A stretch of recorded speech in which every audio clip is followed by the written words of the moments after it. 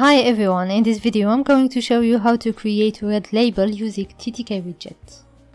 First you will have to create the main window. For that just call TK, set the geometry of the window, set the title and configure the background color.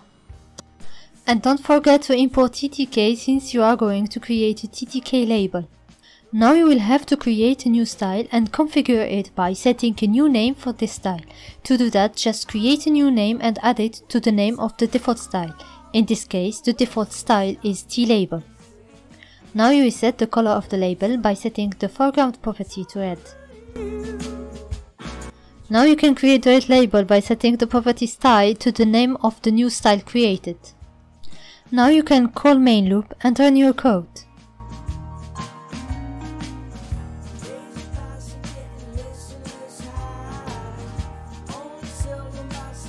Thank you for watching, and if you have a particular subject you want me to talk about, please let me know in the comment below. Bye!